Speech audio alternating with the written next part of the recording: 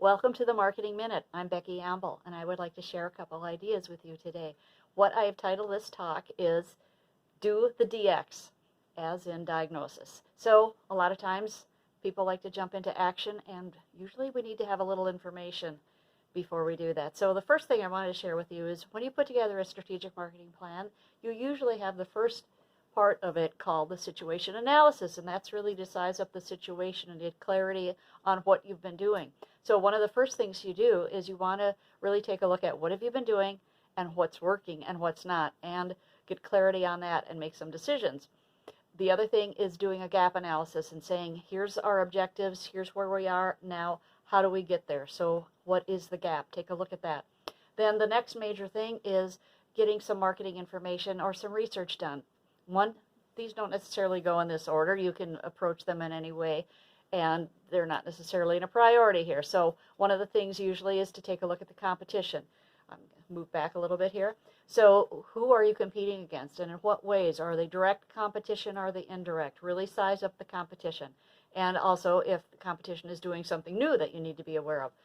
Secondly, I put customer input. So you need to find out what's going on with your customers. What are they happy about? What aren't they happy about? How do you measure up with the competition? How do they perceive you to be positioned and differentiated in the marketplace?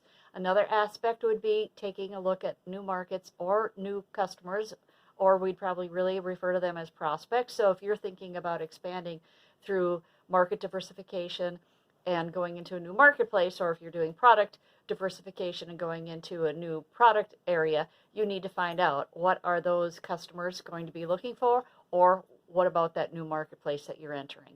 Another aspect would be trend analysis. So it's so important as a strategic person to keep in touch of the trends out there.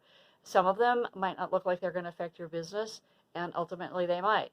Take a look at what are the customer trends, whether you're in consumer or B2B business, and really pay attention to what people are looking for and what problems they are trying to solve.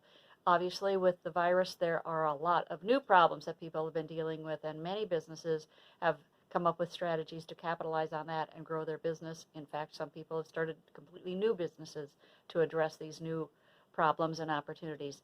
And the last thing you might talk about is forecasting. So obviously when you put together your strategy and your plan, you need to be able to identify where you think the numbers are going to go, in what kind of customer segments you're going to be targeting, and markets, and the whole thing. So you really need to lay out what the numbers are going to look like.